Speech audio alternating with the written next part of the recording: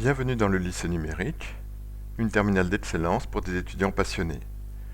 Vous pouvez nous retrouver sur notre site internet www.lycénumérique.fr.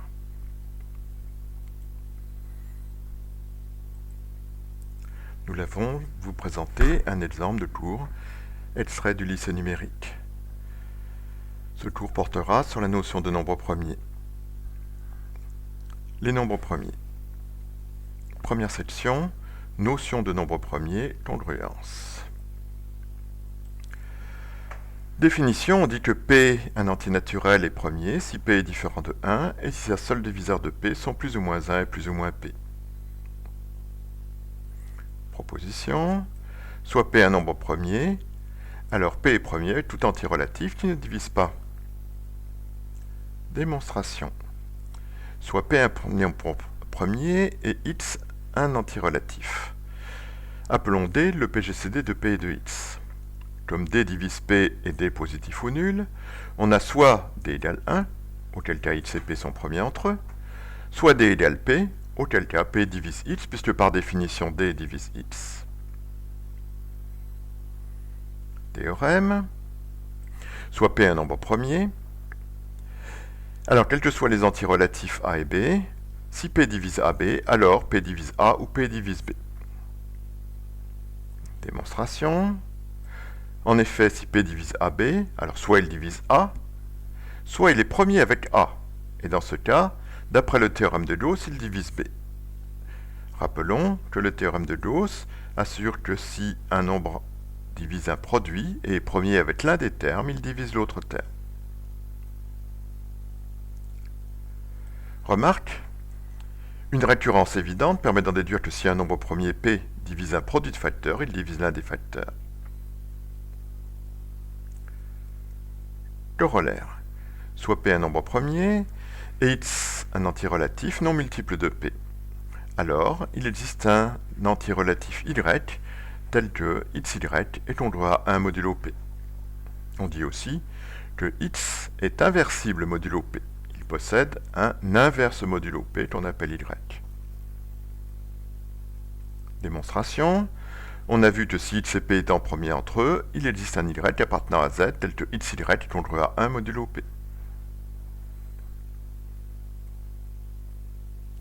Corollaire, soit P un nombre premier et X un entier relatif non multiple de P, alors, quels que soient les entiers relatifs A et B, si XA est congruent à XB modulo P, alors A est congruent à B modulo P. Autrement dit, on peut simplifier dans la relation de congruence par un entier X qui est premier avec P. Démonstration, soit A et B des entiers relatifs tels que XA est congruent à XB modulo P. D'après le corollaire précédent, il existe un Y appartenant à Z tel que XY est congruent à 1 modulo P.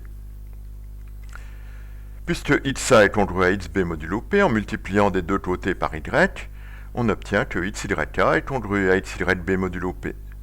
Mais comme XY est congruent à 1 modulo P, on obtient que 1A est congruent à 1B modulo P. Et donc, A est congruent à B modulo P.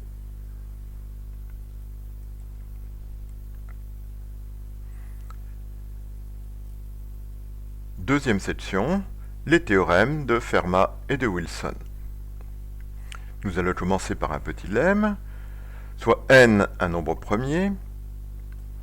Alors, quel que soit x appartenant à l'ensemble 1 jusqu'à n-1, il existe un unique y appartenant à l'ensemble 1 jusqu'à n-1, tel que xy est congruent à 1 modulo n. On a que y est égal à x si et seulement si, soit x égale 1, soit x égale n-1. Démonstration, soit x appartenant à l'ensemble 1 jusqu'à n-1. Comme x est premier avec n, il existe un y entier relatif, tel que xy est congruent à 1 modulo n. Cet élément y est congruent à un unique y' appartenant à l'ensemble 1 jusqu'à n-1, et on a aussi, puisque y' est congruent à y, xy' est congruent à xy, qui lui-même est congruent à 1 modulo n. En conclusion, pour tout x appartenant à l'ensemble 1 jusqu'à n-1, il existe un y appartenant à l'ensemble 1 jusqu'à n-1, tel que xy est congruent à 1 modulo n. Montrons que cet élément y est unique. Comme x et n sont premiers entre eux, si y1 et y2 appartiennent à l'ensemble 1n-1 et xy1 est congruent à xy2 modulo n, puisque x est premier avec n, on peut simplifier par x, on obtient que y1 est congruent à y2 modulo n, et donc que y1 est égal à y2, puisque y1 et y2 sont tous les deux dans l'ensemble 1 jusqu'à n-1. Peut-on avoir y égale x? Bien, si y égale x, on a x2 qui est congruent à 1 modulo n, ce qui signifie encore que x2 moins 1 est congruent à 0 modulo n, ou encore que n divise x2 moins 1. Or, x2 moins 1 est égal à x moins 1 facteur de x plus 1 d'après l'identité bien connue. Comme n est premier, soit il divise x moins 1, auquel cas x égale 1, soit il divise x plus 1, auquel cas x plus 1 est égal à n, et donc x égale n moins 1. Rappelons que x appartient à l'ensemble 1 jusqu'à n moins 1. Inversement, pour x égale 1 ou x égale n moins 1, on peut prendre y égale x, car alors x2 est congruent à 1 modulo n. Théorème de Wilson. Soit n un entier naturel plus grand ou égal à 2, on a équivalence de n est premier, premièrement. Deuxièmement, factoriel n-1 est congruent à moins 1 modulo n. Démonstration. 2 implique 1. Si factoriel n-1 est congruent à moins 1 modulo n, il existe un q appartenant à z tel que factoriel n-1 est égal à moins 1 plus qn. Soit d est un diviseur positif de n, différent de n. Alors d appartient à l'ensemble 1 n-1, si bien que factoriel n-1 est divisible par d. Comme qn est également divisible par d et que factoriel n-1 est égal à moins 1 plus qn, l'entier moins 1 est lui-même divisible par d, si bien que d égale 1. Donc les seuls diviseurs positifs de n sont 1 et n, et par conséquent n est premier. 1 implique 2. Supposons que n est premier.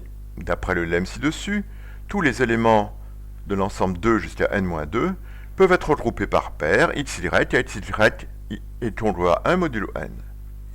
On en déduit que le produit de 2 jusqu'à n-2 est congruent à 1 fois 1 fois 1, en regroupant les termes 2 par 2, et il y a n-3 sur 2 fois le nombre 1, et donc ça fait 1 modulo n. Donc 1, 2, n-2, n-1 est congruent à 1 fois 1 fois n-1, autrement dit, est congruent à moins 1 modulo n. Remarque. Le théorème de Wilson présente un intérêt théorique et historique, mais ne présente aucun intérêt pratique. Le calcul de factoriel n-1, même modulo n, étant impraticable dès que n devient trop grand, par exemple, pour un n de l'ordre de 10 puissance 60, autrement dit un nombre avec une soixantaine de chiffres, ce calcul prendrait de l'ordre de 10 puissance 40 années avec un ordinateur effectuant 10 milliards de multiplications par seconde. Le théorème suivant, qui est dû à Fermat, présente par contre à la fois un intérêt théorique et un intérêt pratique. Certains de ces raffinements sont à la base de tests efficaces pour savoir si un grand nombre est premier. Le calcul de x puissance p-1 modulo p, pouvant s'effectuer à l'aide de logarithme de p multiplication par l'algorithme d'exponentiation rapide. Théorème de Fermat. Soit p un nombre premier, alors, pour tout x appartenant à z non divisible par p, on a x puissance p-1 est congruent à 1 modulo p. Démonstration. Soit x un entier relatif. Pour tout k appartenant à 1 jusqu'à p-1, soit x indice k appartenant à 1 jusqu'à p-1, tel que le produit de x par k soit congru à x indice k modulo p. Comme p est premier ne divise pas x, p et x sont premiers entre eux, si bien que si x indice k est égal à x indice l, on a que le produit de x par k est égal au produit de x par l modulo p, ce qui implique, d'après la règle de simplification par x qui est premier avec p, que k est congruent à l modulo p. Comme k et l sont tous les deux dans l'ensemble 1 jusqu'à p-1, c'est que k égale l. Ceci montre que l'ensemble x indice 1 jusqu'à x indice p-1 n'est autre que l'ensemble de 1 jusqu'à p-1. Par conséquent, le produit de 1 jusqu'à p-1 est égal au produit de x1 jusqu'à x indice p-1, qui est congru lui-même à 1 fois x, jusqu'à P-1 fois x. En développant ce produit, on trouve x puissance P-1, puisqu'il y a P-1 facteur, fois 1 jusqu'à P-1, modulo P. Mais P ne divise pas 1 jusqu'à P-1, et donc il est premier avec 1 jusqu'à P-1. D'après la règle de simplification, on obtient que x puissance P-1 est congrue à 1 modulo P. Voilà, nous avons présenté un aperçu d'un cours sur le lycée numérique. Pour en savoir plus sur le lycée numérique, retrouvez-nous sur notre site internet www.lycéenumérique.fr, le lycée numérique, une terminale d'excellence pour des étudiants passionnés.